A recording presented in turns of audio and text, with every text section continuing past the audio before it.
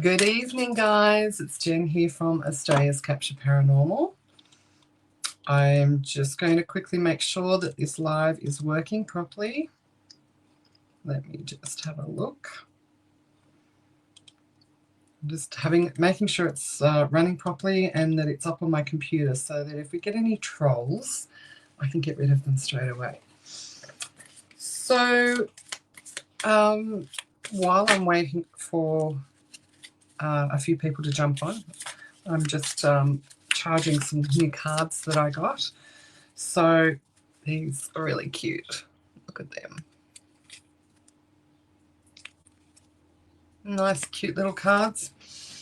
So as many of you would know, we now have an online store and we have another page under the Capture umbrella. So we have Australia's Capture Paranormal, but we also then have under that Capture umbrella, we have Capture the Magic. So Paranormal page is obviously for paranormal, and Capture the Magic is for my witchy side. And we're doing some tutorials on that one. Also, excuse me, also a lot of witchcraft spells, that sort of thing. The last couple of weekends, we've just done some markets that were really successful, and we got to talk to a whole heap of amazing people. Hopefully some of them will come online tonight. And just talk about witchcraft and help them on their journey and that sort of thing. So yeah, so it's been a great weekend. Very busy. I'm very tired. We are on a couple of minutes early, so we'll just wait for a little bit. So our year so far has got a little bit crazy. We've got some family issues. We have we've lost a family member, and we have another family member that's quite unwell. But we've also had some good stuff. So we're not even finished January yet. So crikey. All right. So just while we're waiting for a few other people to jump on, I'm just, like I said, just charging these cards. So whenever I buy cards for Capture the Magic to sell, I always get myself a deck as well. And that's just so that I can work with them for a little bit and make sure that they're decent before I actually start selling them. All right, so we have a couple people on the line, so please give us a shout out. Let me just put these comments up. So please give us a shout out. Just let me know with a thumbs up or a yep, we can hear you, that you can hear me fine. Just make sure our line is all good before we start the actual tutorial.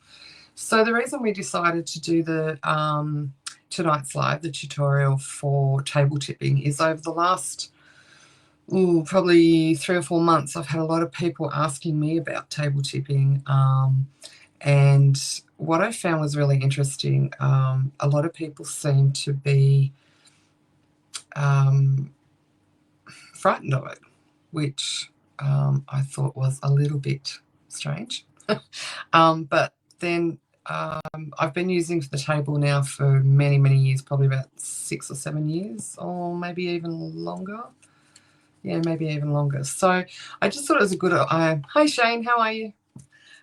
It was a good time to come on and maybe do a little tutorial, tell you all about the table, how it works, and how to care for the table. And yeah, we'll just have a little... Hi, how are you, Sarah? Good evening.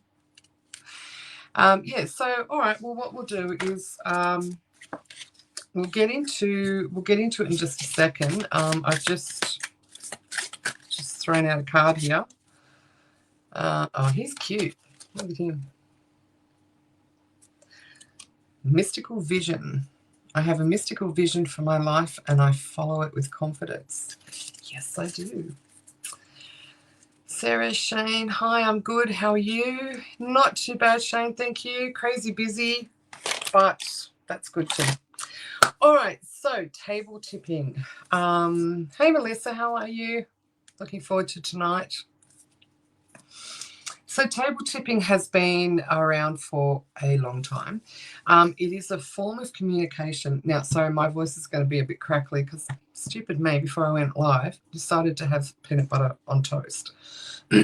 So it's a form of communication with the spirit world, similar to, I guess, a Ouija board. Now, there's a lot of stigma attached to Ouija boards, and that seems to be also attached to table tipping. Now, the history of it. So it became very popular through America and Europe, but it started off in America with the Fox sisters. Back in 1848, I think it was, Kate and Margaret Fox. And they were the two young sisters. There was three sisters, Fox sisters, but these two sisters,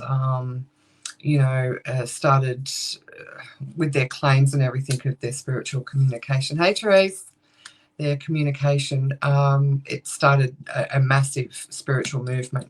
Now, they're from Hyattsville in New York, and last year while we were in the States, excuse me, my mouth, I shouldn't have had peanut butter.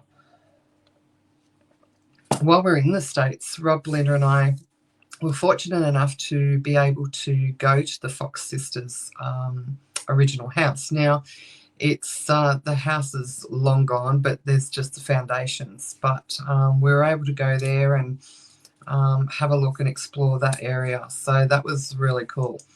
So yeah, these two sisters, they really started the spiritual movement. And in that, hey Sal, how are you? Hey Lise, long time no see.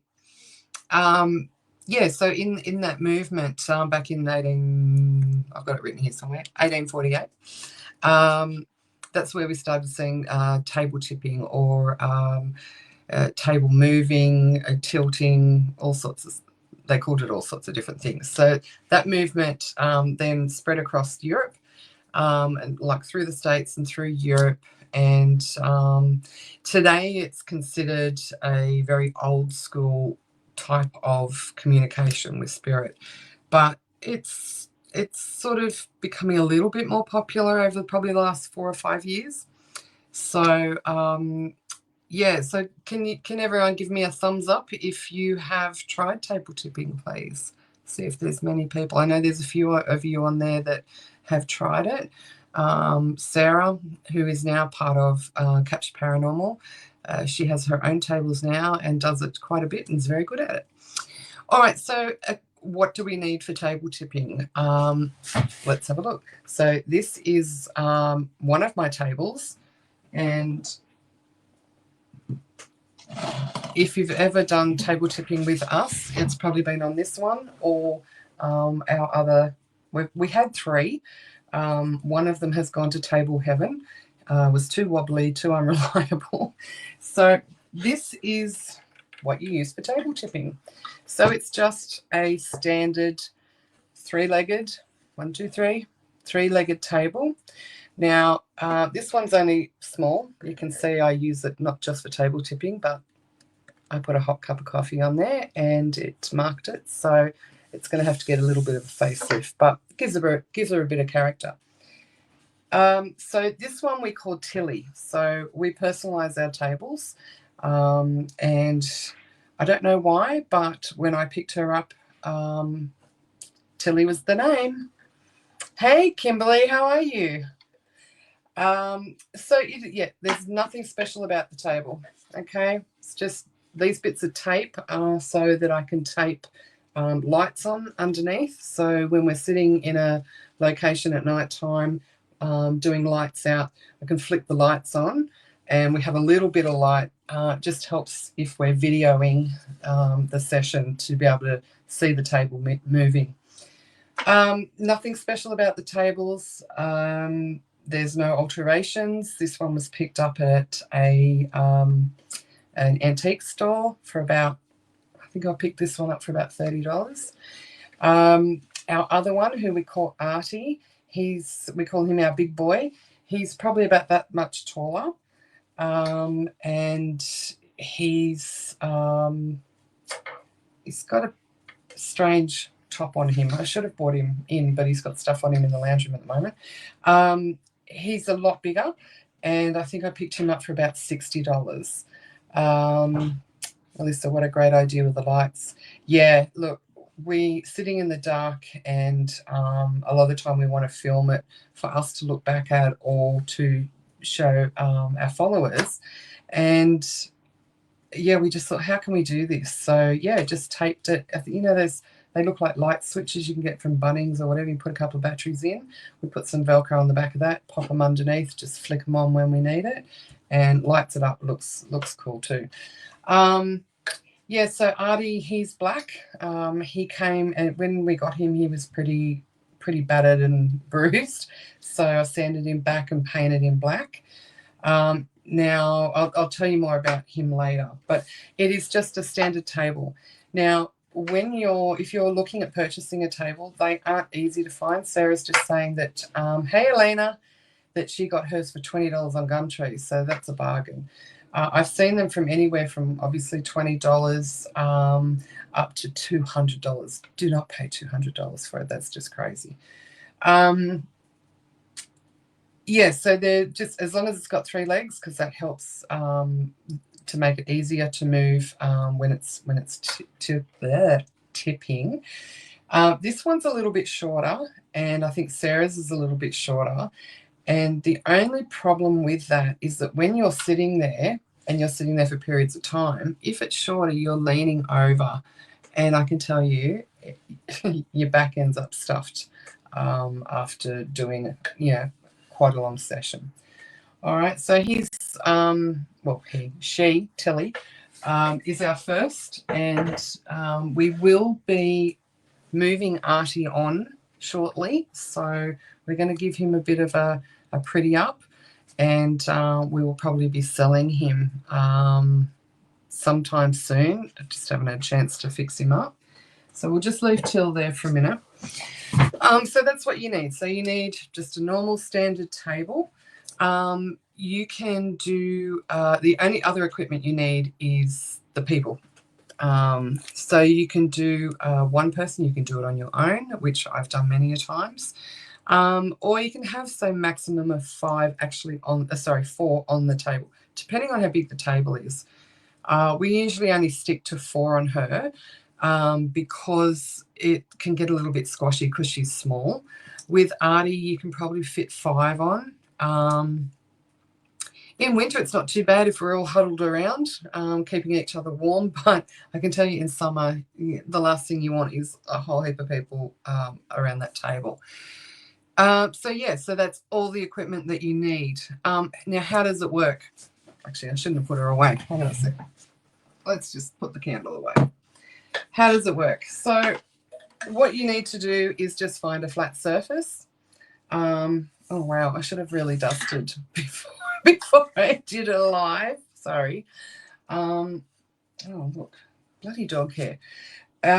So yeah, just pop it on an even surface. Now, if you're out in a location, many times we've been in a historic location, the floor is uneven. So yeah, that's not ideal. So try and find an even floor. And yeah, all you need to do is sit around it, get comfortable, preferably have some sort of lighting so you can see. And all you need to do is you're sitting there sort of like a board, and you're just placing your fingertips, okay, on the table. Now this Tilly, you can see it's got a bit of a rim around there. Usually don't put fingers there, because when you've been sitting there for a little while, they get a little bit sweaty and they can slip off, because you only got them on there very lightly, the lightest touch. You're not resting them on there or putting any pressure. So 2 hands, preferably like this, okay, and that's how you start your session, and that's how it works. So you can do it yourself, or you can have a couple of other people on the table. Now, what you're doing is you are using the table just as a tool. There's nothing magical about the table. You're just using it like a tool, same as the board or any other piece of investigation or communication equipment, to speak with spirit and have them come through and hopefully give you answers to the questions that you're asking. Now, because there is no lettering or anything like that, and it can only tip 3 ways, okay? So one leg, 2 leg, it's going to tip this way, or it can tip the other way or the other way. But you're going to get your tip coming this way in between the 2 legs, and again, obviously on the other side. So you need to be very careful what you ask. You obviously can't ask what's your name, because they can't answer that with a tip. So you're asking questions that you can get a yes or no to. All right. Now, that can be a little bit frustrating because you could get so much, once you've got spirit on the table, you just want to ask a million things, but you have to be very careful on how you ask it, because they are only answering yes or no. All right. Now, the movements of the table. What sort of movements can you expect? When you first start a session, it can take some time for the table to get moving and to charge up, I guess. And it does depend on the energy, obviously, in the location. Hang on, just digging into my leg. In the location, but it also depends on the energy of the people sitting on the table and trying to use it. So in the beginning, when everyone's got their hands on it, you might not think anything's happening. Just be patient. It's not easy. And this is why you have to have a decent sized table or a shorter chair, so that you're not constantly leaning over, because your back will get really sore. So in the beginning, your fingers are on there. You might feel, and it happens quite often, a tiny little tingle just in the tops of your fingertips. Okay, and a lot of people will say, "Oh, I think I can feel it tingling." Yes, you can feel it tingling. And then you might feel like a little vibration. So it might feel like the table is just ever so slightly moving. You won't be able to see it, and when you feel it, you'll be questioning yourself whether you can actually feel that or not. But it usually starts off with a little tingle and then a slight vibration. Then it can go from those two very slight things to very quickly tilting. Now, the tilting can be slight. So let me just put it on my leg. The tilting can be slight, like a little like that. It can even be slighter than that, and you're struggling with your eyes, and that's why the lights are a good idea, to actually see, is it moving? But you can usually feel it if it's moving. Sometimes before it even starts moving, when it's at that tingling and vibration stage, I haven't asked anyone else, and Sarah, I know that you've had a lot of experience on the table, so can you answer this one for me? A lot of the times I feel like, oh my God, it's about to go. Now it's not moving, but I can feel, I can feel the energy ramping up, and I can feel that it's ready to go, or I can tell which direction it's going to go in. Now, I've never really thought about it until just now, but is that happening because I'm a medium and I'm picking up the energy? Hey, Antoinette here. How you going, love? Sarah, do you get the same thing too? I'm just wondering now if it's because being a medium that I'm able to pick up the energy a little bit better. So let me know whether you've had that experience, or anyone else that's watching. If you've had that experience, please let us know.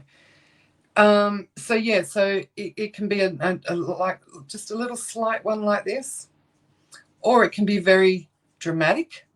It can be over. And I know, before I go any further, there are so many people that think this is a load of crap, and that's fine. Each to their own. And again, before I started doing it, I was skeptical. I'm like, yeah, righto. How does that even work? But once you've experienced a table moving, and you trust the people that are on that table with you, and that table starts moving, it's mind-blowing. My computer's just dying. Let's not worry about that. It's mind-blowing, and once you've tipped, you'll never go back, because it is addictive, very addictive, and it can be a really beautiful way to communicate with different spirits, and we'll talk about that in a second. Hey, Jem. Sarah's saying, I get that too. Yes, sometimes it twists before tipping too. Absolutely right. We're about to talk about that one. Melissa, great question. I get the same thing, but I'm a medium too. Okay, so I'm going to do a little bit more investigating on that. Jem, unfortunately, all my experiences with the table have been pretty disappointing. We will have to get together, Jem, and I'll bring Tilly down and to see you guys, or you can come up here. Sarah says it blows your mind. It certainly does, and I'll tell you a story about that in a sec. So you can get your slight little tips, or you can get more dramatic ones. We have also had what we call full tilt, which is straight over, where you've got your hands like this, while everyone else is sort of hanging on to it, or trying to. You've got your hand down like this, ready to catch it before it slides out and falls on the floor, because I don't want it being damaged. That happens quite a lot at Parramatta Jail, or used to. Parramatta Jail is no longer accessible at the moment. So, yeah, now the other things it can do is twist. So, twisting like that, and it can twist. Now, it can spin just in one spot. I shouldn't say spin. I'll say twist. It can spin ever so slightly like that, or it can go in jerky movements like that. When that happens, it's like electricity going through you because you get so excited. Antoinette, sometimes there's vibration before the tipping. Yep, excellent. You guys have done it too before. Sarah, it's ended up in my lap more than once. Yeah, absolutely. I've got videos on our YouTube, like way back when, of it actually landing in my lap quite a few times, or skidding across the floor. Yeah, so it can do the little twists. Now, it can rock too, so it can rock backwards and forwards. So sitting there, and it can do the this way, that way, this way, that way. So that's really interesting. Sarah's saying sometimes you feel a knock in mine. Yeah, actually, I have felt that a couple of times too in different sessions, is where it feels like someone's just knocked on the wood, and you can feel the vibration through the table. So, Melissa, I experienced the table walking across the room at the Pioneer Village. Was my first experience. It had me hooked from then. Yes, absolutely. So I'll put Till down for a minute, and I'll tell you about, to be honest, I don't really remember my first mind-blowing table tipping session. The one I remember that blew my mind was Rob's first session. Excuse me. For those that just started watching, stupid me, before I did a live, had a piece of peanut butter toast, and now my mouth's all yuck. So we're on investigation. We're doing a tour, and we're with another group, and with their guests. We were part of their guests, and Rob had never experienced the table before. So there was himself, an older gentleman, myself, and another investigator.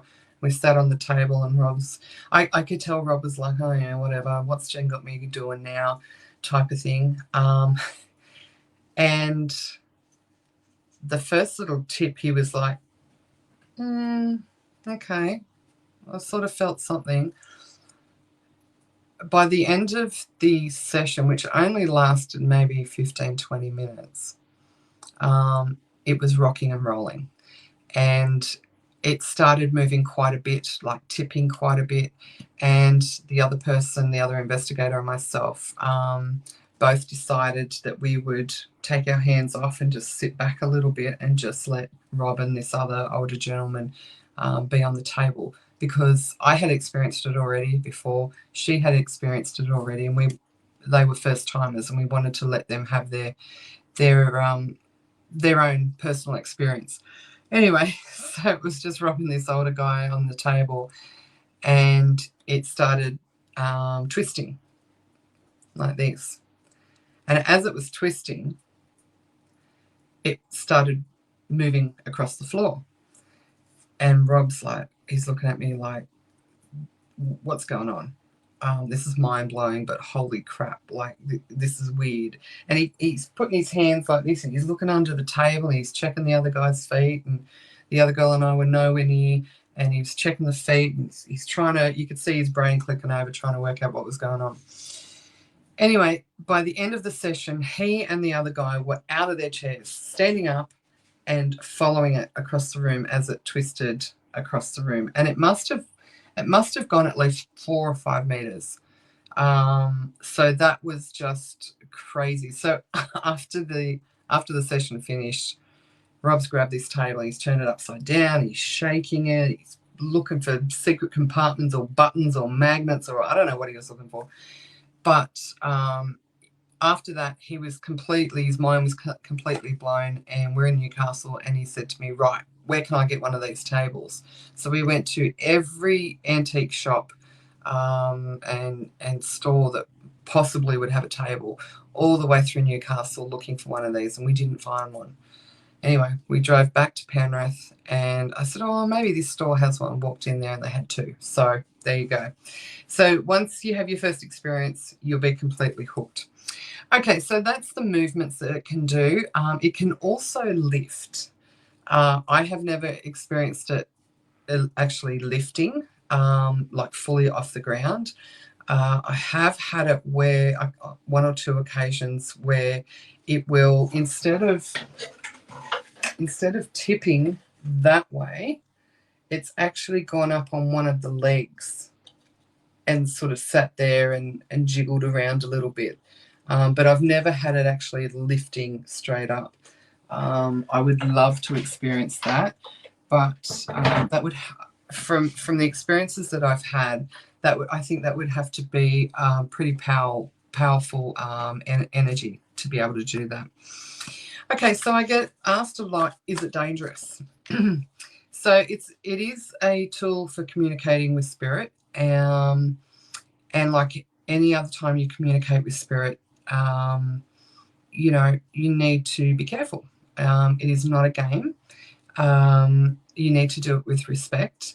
You need to do it with caution, and you do need to protect yourself. So I have never had an experience where I felt scared or in danger using the table. But in saying that, that doesn't mean that it can't happen. I think it's all about your intention, and I would advise for you to, if you haven't used the table before, to find someone that has used it first, or a couple of times, or is experienced in it, to do your first 1 or 2 sessions in it. Okay, but it does need to be done with respect. So you are asking spirit to come through on the table, and to move the table. So anything where you're inviting spirit, or spirit can come through, has potential to be dangerous if your intention is not good, if you're being silly, if you're being disrespectful. So I guess, yes, it could be dangerous. People have asked me, can you get possessed by the table? Well, the table itself is not going to possess you. Spirit that comes through on the table, I guess, could possess you. But again, that's a whole nother tutorial about possession and spirit. Despite what Hollywood would like us to believe, it is not as prevalent as Hollywood would like you to believe. So while it is possible, it's not the norm. Hey Raven, how are you? So questions, what sort of questions can you ask? Okay, so the questions have to be a yes or no. And the answer has to be a yes or no. And I always find that it helps to pre-write your questions as a guide. So you can sit there and read, verbatim off your list of questions, and you can always write the answers down. But I think it just helps because there's been many a times where you're at a location and you don't really know the location that well, and you've asked a whole heap of questions and you're getting activity, and then you're stuck for questions. So I always have a backup plan, I guess, of questions that could be asked. So especially if you're just starting out too, that might be a good way to start off, is write some questions first, and keep a pen handy and record the answers. The other thing you can do is you can video record it to keep the answers, and just to be able to look back at it. Sometimes, like most things in investigations, you can be focused on something and miss something else that's happening. So we try and record most of what we do. That doesn't mean that those recordings actually make it on Facebook or social or anything like that. A lot of the times it is us looking back at it with our team or whoever we're investigating with, just to, oh wow, look at that, and oh, I didn't notice that. But it's also too, I guess like the footballers and all sports personalities, they will watch back their game to pick up any faults in their performances. So that's why we also do a lot of taping, is so that we can look back and think and go, wow, okay, I need to change the way I do that, or I could do that a better way. So whenever you're doing a table tipping, I would video it. And it's always best to have a tripod or a stand or something like that, so you can set it up away, and that way you can see the table moving. If you're holding it here and you're sort of moving around, you miss some of the actual movement of the table. I also like to ask questions in a different way. So you might say, now I've got blanks because I didn't write any questions down. You might like to ask a question and have a yes or no answer, and then ask a few more questions, and then reword that first question. And that's essentially asking the same question and see what answer you get. That's always interesting to look back on, because sometimes when you rephrase the question, it's interesting to see if you get the same answer. Okay, so I'm going to show you something quickly that we designed up. We've only used it a couple of times because, to be honest, we haven't, a lot of our 2024 investigating was, the last half of it anyway, was done overseas, and we obviously couldn't take Tilly with us. But we did have designed something up, and I'm going to show you it briefly, because I think that I don't want to show too much of it, because I think it'll probably get copied before I get to fine tune it. But because you can only ask yes or no questions, it is more difficult of a tool to use. So we did up a template, and I'll just show you basically what it is. So these lines here, so the black dot in the middle, that is, we line that up with the center of the table, and these lines, black lines here, we line them up on the actual 3 legs. Okay, so what that's actually doing, it's giving us 3 different sections of the table. So, the table can tip that way, or this way. So this one's just a crappy one on a bit of scrap paper, but I've got one that's laminated, and I can't use it here because the light makes it all glossy and you can't see it properly. So we stick that on the table, and that allows us then to ask more questions. Melissa, do you think mediums have better luck with table movement due to being able to match spirit's frequency and hold it there longer? I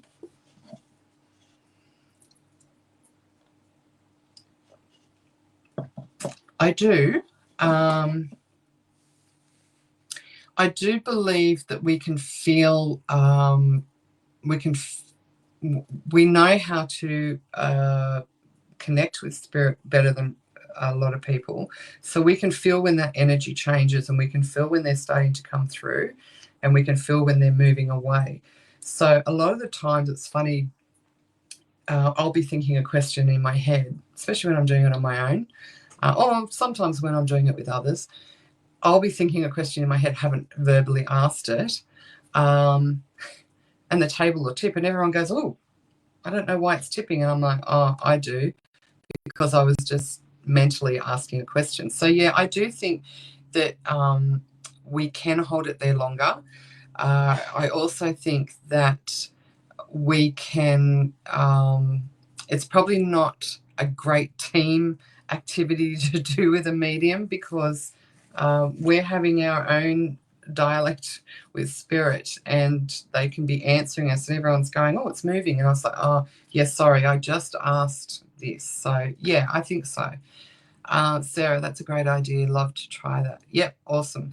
So I'll just quickly show you, and I'm not going to show you all the bits around, but in the center, so every section, you've got 3 sections, one here, one here, one here.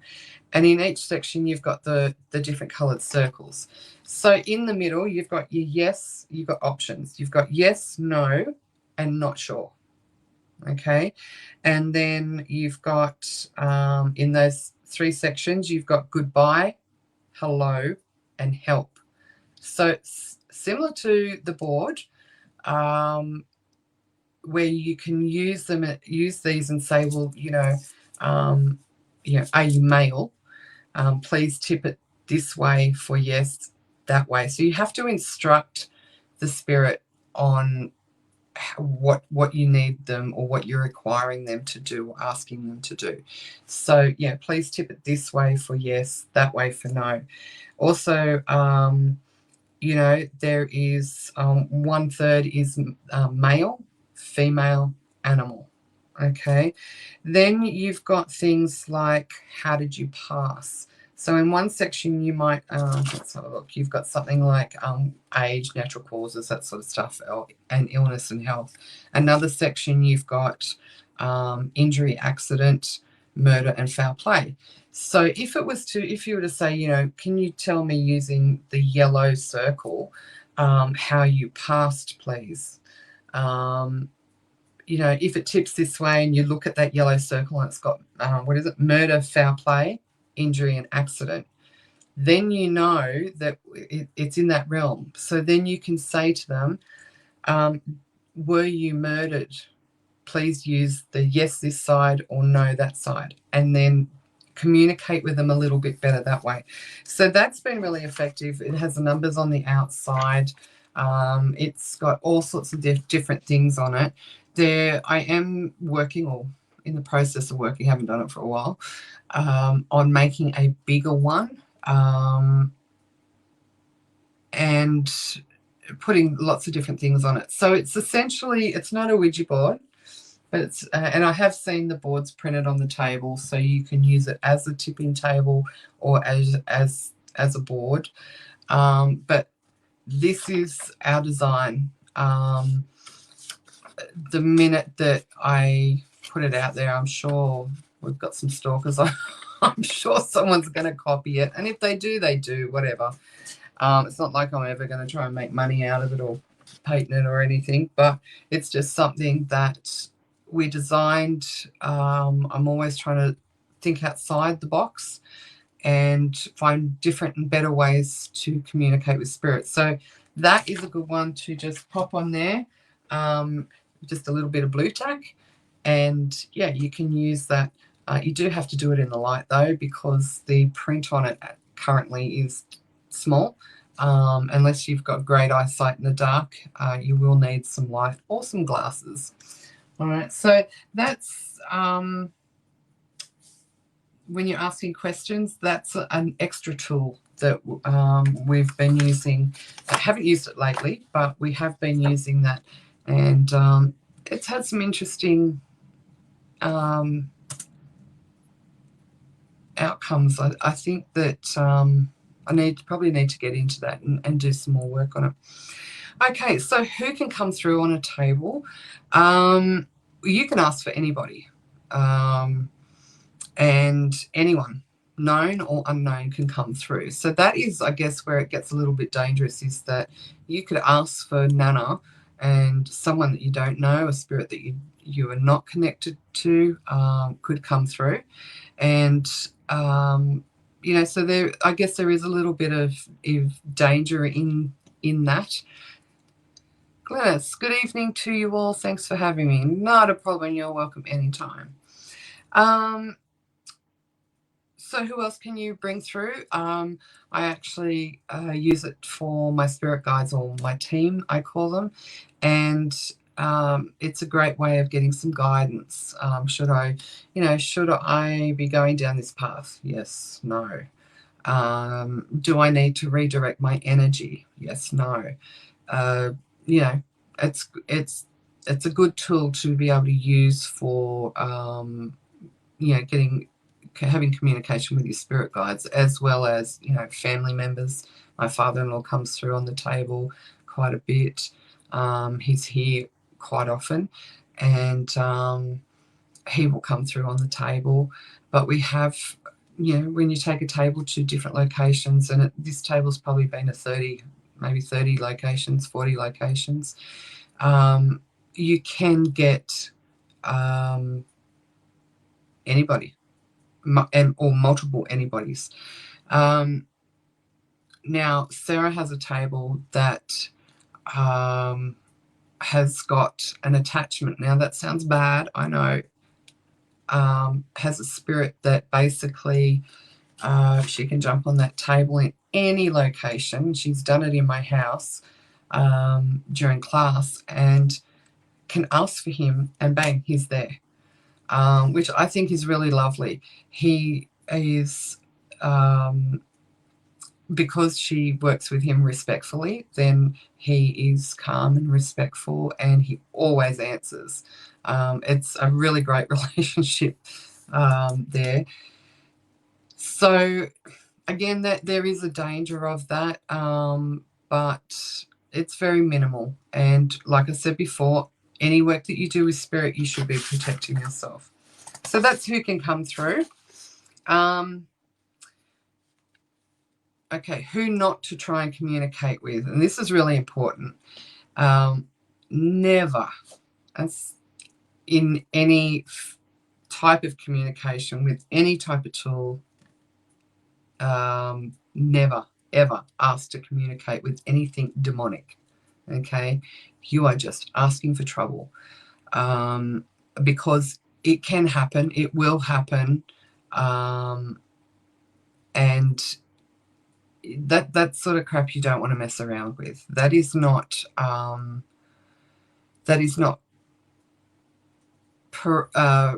correct communication skills. That is just being stupid and disrespectful. Sarah's saying him and I have a wonderful, respectful relationship on the table. Yeah, exactly. And I've seen it, and you can actually feel when he's on there, when he's coming onto and giving his energy to the table. So never ask to communicate with any demonic entity. You need your head read. And I don't think any professional person in the field of spirit communication will not ask for that. It's usually the silly young kids or the ego-driven people that think, this would be cool, I can handle it. Well, guess what? You know what? You probably can't. So if you want to ask for that sort of stuff, that's up to you. Do not ask to communicate with any spirit known to have been destructive, evil, or crazed in their human life. And a big one for us, a lot of people do it, and that's personal choice. But for me, I do not ask to communicate with any native cultures, such as Aboriginal, Native Americans, etc., as this could be against their belief system. Only do this, and this is my view only, you might be different. Only do this if you are of that origin yourself and that you know that that is okay and acceptable for that culture. I also personally, it's not a rule, but this is just one of my things, is I never try and communicate through the table or any sort of communication with a spirit until they've been passed for at least 6 months. Now, why 6 months is, well, you know what? We don't really know what happens to us when we pass. We don't know how long it takes us to do our, I believe, a life review and do the process that we have to go through. I have just, in my early 20s, respectfully, trying to be respectful, decided that at least 6 months. Now, in saying that, I've had spirit within a day or hours that has passed come through and try and communicate with me. If that happens, then I will communicate with them, but I don't go seeking their communication.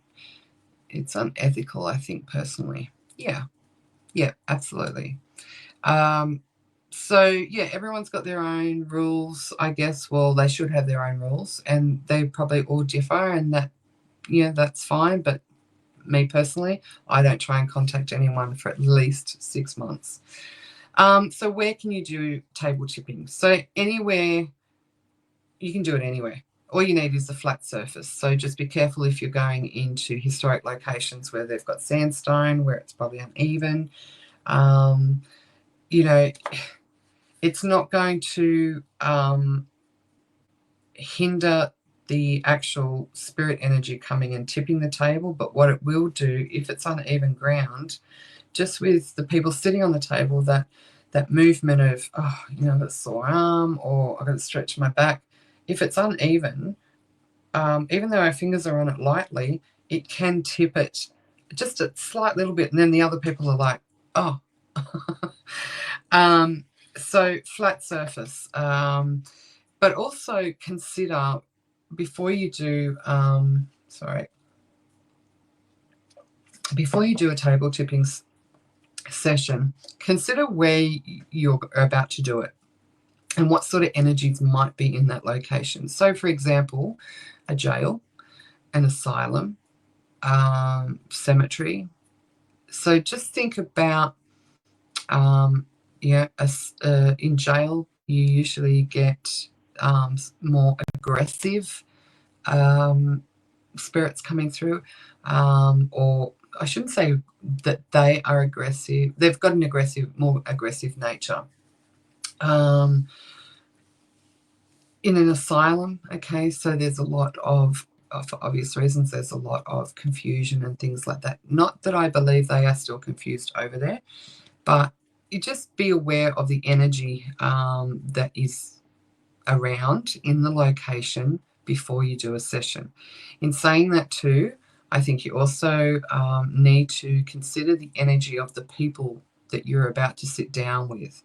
And we'll talk about that a little bit in the next bit.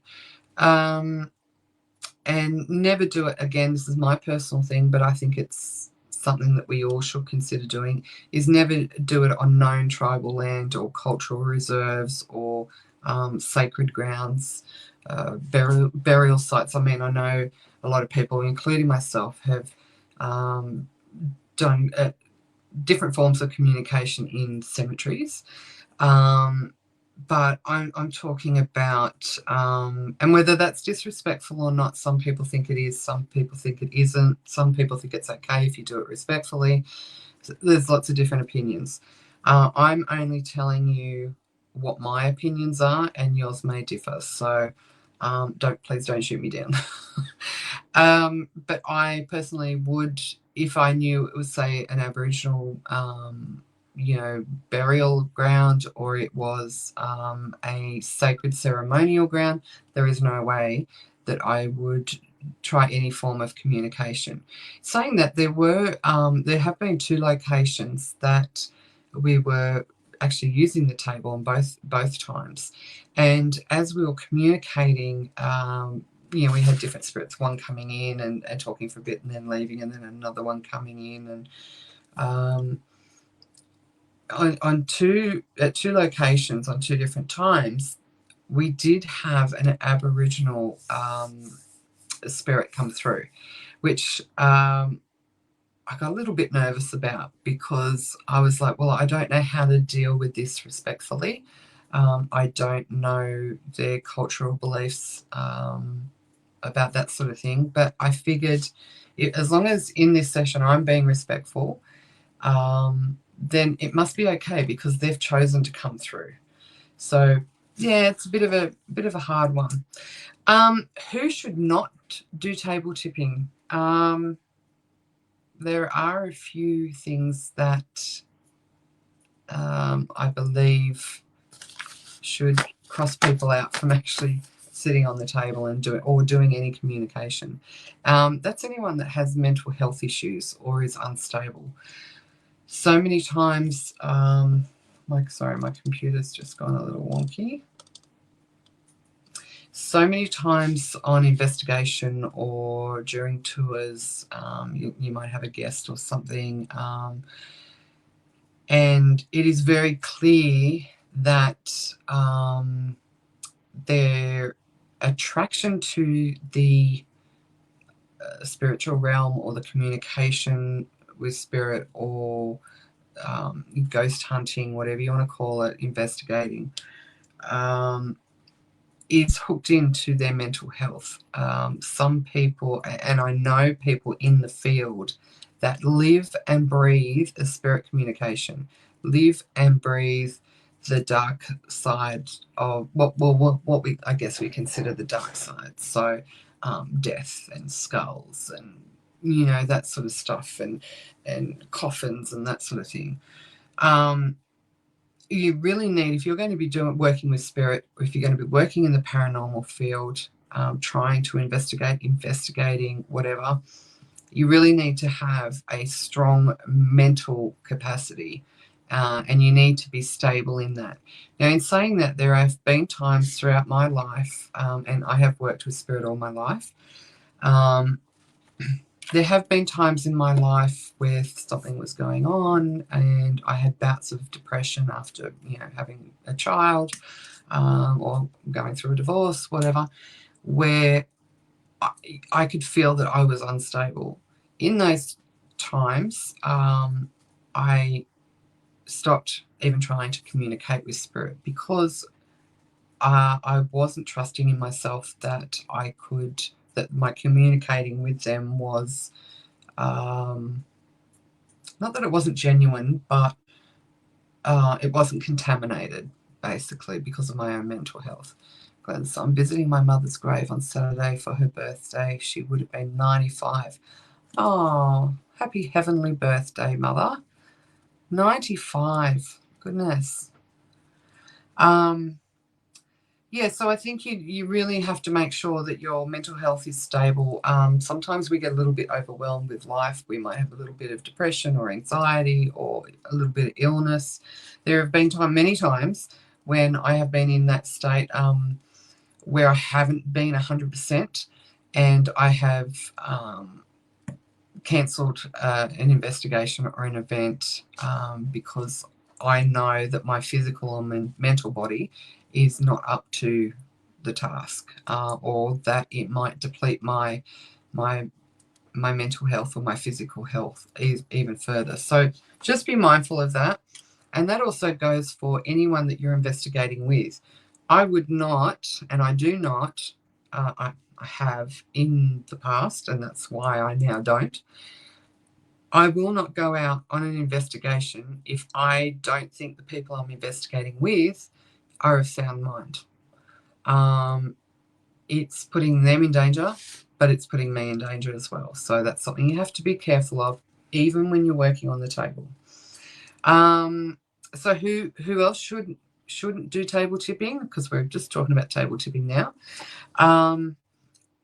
anyone affected by drugs or alcohol, that's a given. I know that some people do that.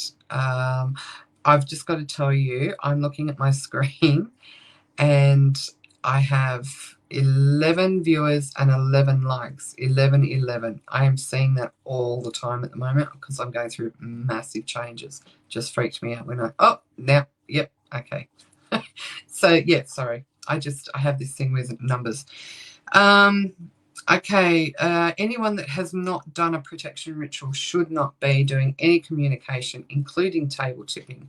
It is extremely important to protect yourself and those that are doing any sort of spiritual work before and afterwards.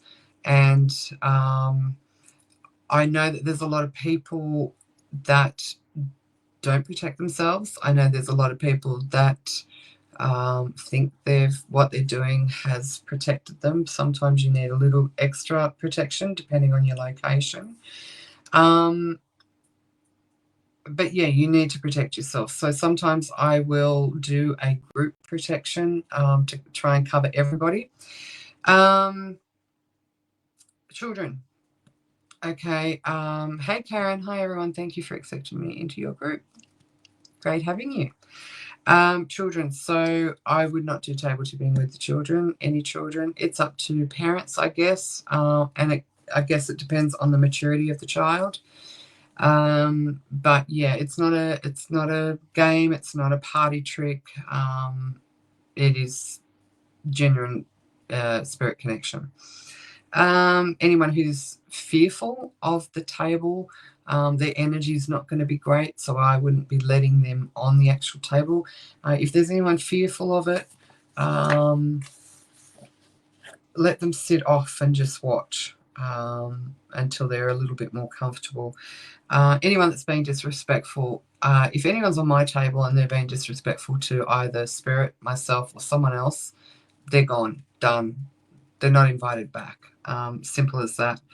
And like I said before, I think it's always best if you haven't done table tipping before, just to get comfortable with it, learn the ropes. It's probably a good idea to find someone that's already done it and get them to do a session with you, 1 or 2 sessions with you, and that way you can ask them any questions and they can explain what's happening and what the process is. All right, so I've been yapping on for nearly an hour, so there's a little bit more to get through, so I'll get through it quickly. Maintenance and storage of your tables. So the maintenance of it, before I do a table tipping session, I'll dust it off. I smudge it, and smudge just with a little bit of incense, like a stick or something like that. I don't get the full, sage bundle out. You can bless it if that's what you feel comfortable with.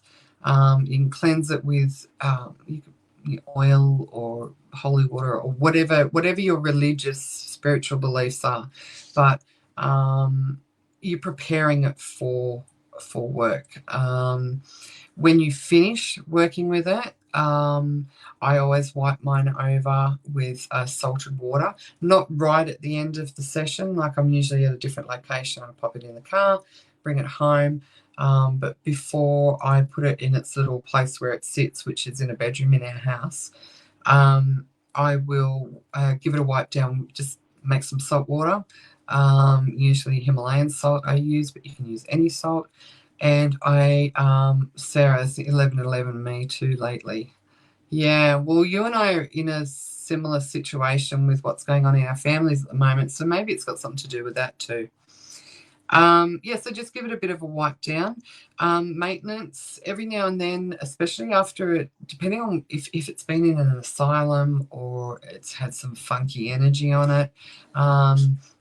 I pop her outside in the sunlight, in the wind, just to, give her a good cleanse and that sort of thing. You can keep it anywhere in your house. A lot of people say, again with boards too, a lot of people say,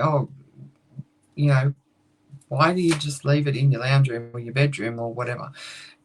The board itself and the table itself is just wood. There's nothing magical about it. As long as you're respectful on it, you use it properly, and you cleanse it properly, you could put it under your pillow and sleep with the board under your pillow if you wanted to. It's just a piece of wood. Now, transporting it. Oh, God, my throat. I'm actually on medication too, so it might be the medication. Best way to transport it, upside down. Okay, so you really need to protect your legs. So if you drive like me and you've got all the equipment in the back, you want to make sure this is secure so that if you hit the brakes or you go around a corner a tad too fast, that this doesn't tip over and damage your legs. Okay, so I always put it in the boot first thing, put it in the boot, and then I put my kit on either side of it to keep it secure. Okay, that's the best way I've found to transport it. Some people carry it in a bag, like depending, like for the small tables. But yeah, I just carry it around like this. Funniest thing you'll ever see is when Rob and I have to go into town, whether it be Cockatoo Island or we go into town and do some work with Murders Most Foul in there with Elliot, and we decide, well, we're not going to drive in because we can't park anywhere, especially on Cockatoo Island, and we have to take our equipment. And we have to go on the train, and I'm on the train walking around with the table. You get a few crazy looks. So that's the best way to transport it. Okay, so personalizing it. Personalizing it, you don't have to, but I did, and I think it just gives you a nicer connection to it. So we named her Tilly.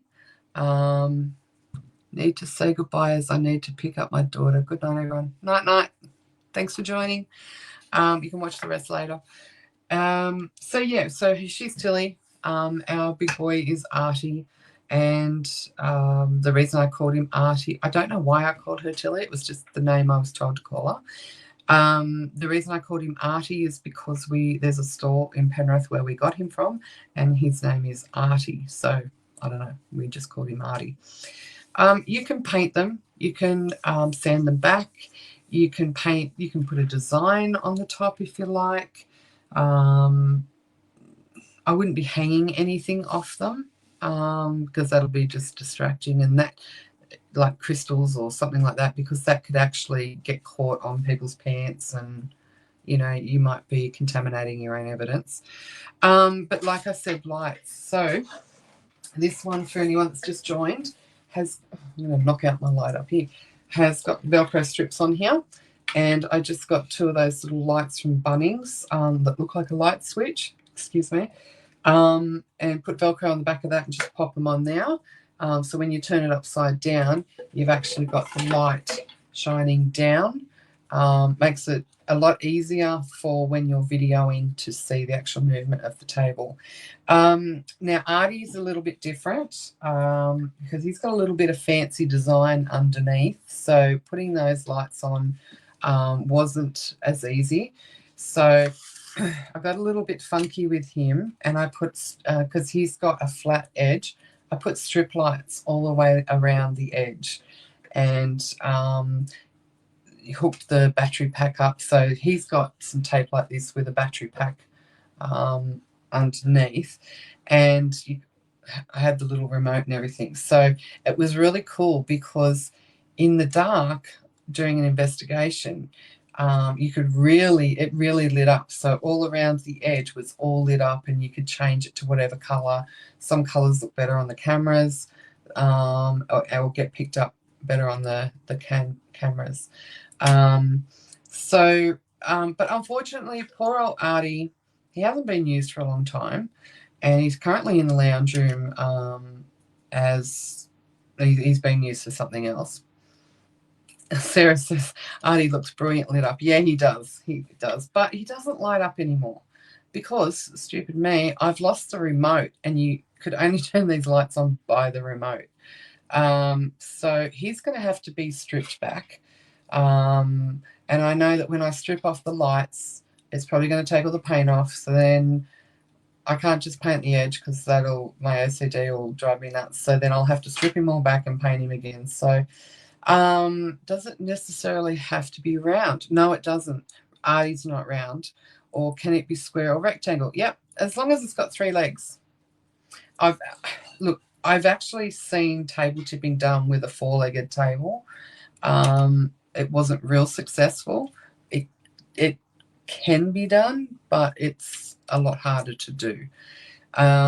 So yeah, but you can bling it up all you like. Now, I also have seen, and I have done it once before, is we wanted a crystal on the table. Now, obviously, if you put a crystal on the table and it tips, it's just going to slide off, and you're going to be spending all night in the dark looking for your crystal. Depending on the size of your crystal, you could possibly, if it was a crystal that you just wanted to leave on your table, you could possibly do the same thing with the Velcro on the crystal, Velcro on the top, and stick it on. Or if it's just a smaller crystal, or anything that you want to put on the table, just a little bit of blue tack, okay? You can stick it on there and use it that way. So, all right, so starting a session, we're going to go through it very quickly because it is getting late. All right, so clean and cleanse your table. Do your protection. That'll be a whole new session on tutorial on protection, but do your protection for you and anyone else that's there. Have an idea on who you want to communicate with, and be open to communicate with anyone that comes through, because you won't be able to control who comes through. Mediums may be able to, control a little bit, but if spirit wants to come through, they're going to come through, whether there's a medium there or not. We can ask, but if I ask for my nan, and Uncle so-and-so decides he wants to come through, guess who's coming through? Okay, so be clear on who you would like to communicate with. Have a clear idea on your comfort level, and those using the table. So make sure that everyone is comfortable that is about to get on the table. If they're not comfortable, get them to move to the side. They can still watch and be part of it, but not necessarily be involved in the energy that's coming through the table, or put their energy on the table. Set up the ground on even ground, and set up your chairs around. Again, 1 to 4 people on the smaller tables. You could probably maybe fit 5, but I wouldn't go any more than 4, really. I always ask, it's up to you, but I think it's good practice. Hey, Karen, have a wonderful night. Thank you for your inspiration. Thank you, darling. Have a good night. I always ask universe, spirit guides, spirit realm, to help me with the communications, and I ask in a respectful and safe way. Then you place your hands on the table so that you're comfortable. Remember, your whole back, will be scrunched over, leaning over, and your fingertips only, okay? Not your whole hands. You're only lightly, just very lightly, like you would do on a Ouija board, using your fingertips. Okay, then it's really important, and I think it's respectful, but it's also important to introduce yourself. So I'll always say, hi, my name is Jen. I'm here with Rob and, I don't know, whoever. We'd like to communicate with Auntie so-and-so or Mr. so-and-so, or if there's no one in particular, or you don't know who to ask for, I always say we'd like to communicate with any spirits that would like to come through. And we always tell them that we're here to communicate respectfully, and just use your manners. Use your manners. So yeah, we always ask if there's then anyone who would like to come through, and then we start asking our questions, okay? At the end of every session, in any work that you do with spirit, you should always be thanking the spirit for coming through and their communication, because it takes a lot of effort for them to come through. So then, so you want to do your thank you, and thank you to spirit, or thank you to the guides, spirit realm, universe, whoever you want to thank, and then say goodbye. In your goodbye is then you also need to do another protection. And that protection is protecting yourself and those around that are on the table, and reminding spirit that the session is over and they are not to communicate with you any further. They are not to attach themselves to you, to anyone, to the table, and, do a protection bubble or whatever you do for protection, but make sure you do that and thank them again. And then finish your session and wipe down the table. Now, if just the last little bit before we go, and please, we've only probably got another 5, not even 10 minutes. If you have any questions, can you please pop them up and we'll address them. If you're watching this back at another time and you have any questions that you would like to ask, feel free to ask them at the bottom. If some people feel uncomfortable asking the questions because they might feel a little bit silly, no question's a silly one. But if you would prefer, you're welcome to private message me asking the question, because just remember too, never feel silly or uncomfortable asking a question, because if you're asking it, there's probably other people out there too that are wondering the same thing, and you might actually be helping somebody else who's a little bit shyer. Okay, so the last thing I just wanted to briefly touch on was uncomfortable communication. So if at any time you feel uncomfortable or you feel that the energy of the spirit is threatening or dark or aggressive, don't proceed with your session. Thank them very politely and close down the session. Stop the session altogether. Protect yourself, and then go outside if you're not already outside. I've just been bitten by a mozzie. A damn mozzie in here. Go outside and do some grounding. Now, grounding, there's lots of ways to do grounding. Me personally, if you've investigated with me, we've been on for 1 hour and 11 minutes. That's bizarre. Crazy. See, 111s.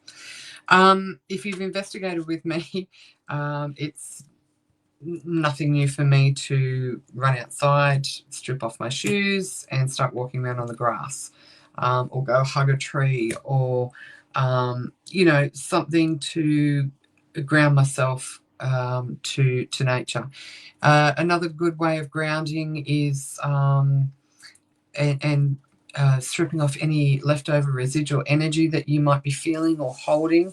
Go and have a shower.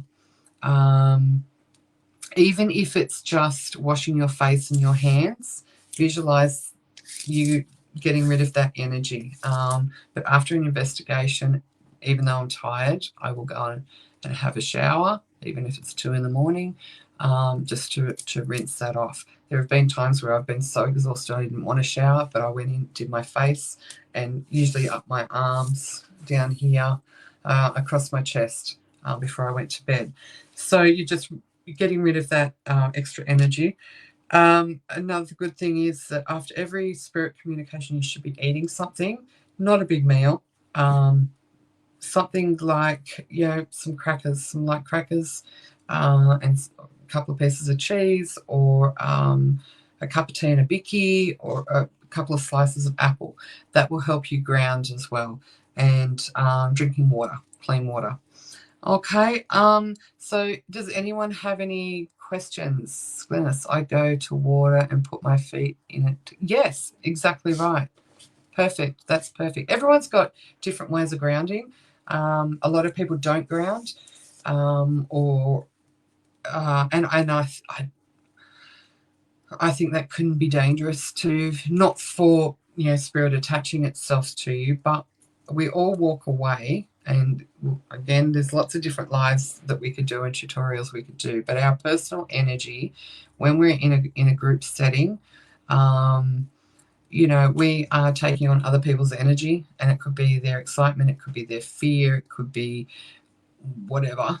Even if they're tired, we can take that on.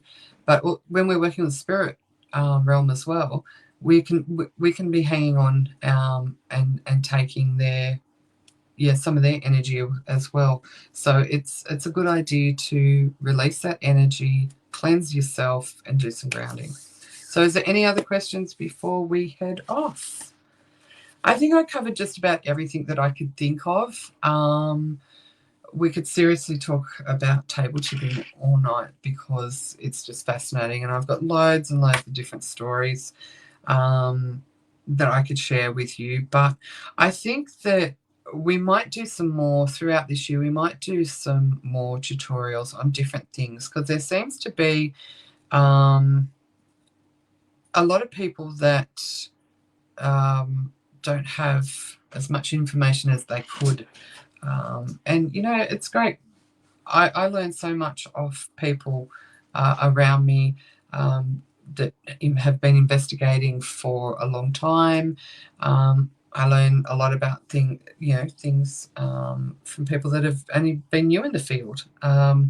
So I think it doesn't hurt to learn a little bit more. And if you know it all, and you've been working table tipping or communicating with spirit for your whole life or a long time, it's always good to have a refresher and a reminder. Okay, so thank you for joining me. I hope I've been able to shed a little bit more light on what table tipping is and what it isn't, and how to do it and how to do it safely. I'm more than happy to hear your experiences. So if you want to pop them down in the messages down in the comments down the bottom, or private message me, that would be awesome. Lisa, thank you. Lovely tutorial. I have never tried it, but would love to. Oh, fantastic. Thank you, Lisa. Yeah, look, try it. As long as you go in with a great attitude and good intentions and respectful, and just protect yourself, you'll be amazed at who could come through. It could be a loved one, and I can tell you that is just, when you have someone you're really close to being able to communicate with you on the table, it's pretty special. Melissa, thank you for your time tonight. Very informative. Thanks, Melissa. I think, Melissa, you're in Penrith too. So, yeah, look, I think throughout the year we might do some tutorials on pendulum work, different scrying, that sort of stuff. Maybe one on protection as well. But we have loads coming up. Loads and loads. We'll be doing card readings again. That starts in February. Yes, you are. Yeah, I thought you were. The card readings with me will start in February. We will put up information on when that will be, and they will be the same as last year, where I just jump online and see who pops up, and I will be using oracles. I will not be using tarot. I don't use tarot anymore. I use the beautiful oracle ones that are hanging up there somewhere that I made, and it'll just be you can ask for a card to be pulled, or you can ask a question, and we get through as many as we can. All right. Sounds like I look forward to it. Yes, busy year ahead. I wish I still lived. Debbie, oh, you used to live in Penrith. All right, beautiful people. I also just wanted to quickly shout out to, and you know who you are, there's a few people out there in Facebook land and in my personal space and our little paranormal community. They're really struggling at the moment with either health issues or family issues. Look, we are too at the moment, and it is really a difficult way to start the year, especially when we had all good intentions of starting nice and bright and bubbly and new start and new energy, and then these things happen. Look, I just want to send out my love to you, and I know I very much appreciate you sending your love to me. It's not easy when we go through tough times, but the sun always comes out after the rain, and it's just about us being able to manage those cloudy days. So I think we just need to remember to breathe, remember to rest, remember to eat and try and get as much sleep as possible, And, you know, cry if we need to cry, scream if we need to scream. All right, but I am thinking of all you guys. There's a number of you out there, and I have been receiving your messages, even though I might not text back, and I might just do a thumbs up. That's not me dismissing you at all. It's just that we're in crazy town at the moment. So big hugs to everyone, but double to those who are struggling at the moment. Take care, and we will be doing another live shortly. All right. Have a good rest of your week. I think it's only Tuesday and it's crazy already. All right. Take care.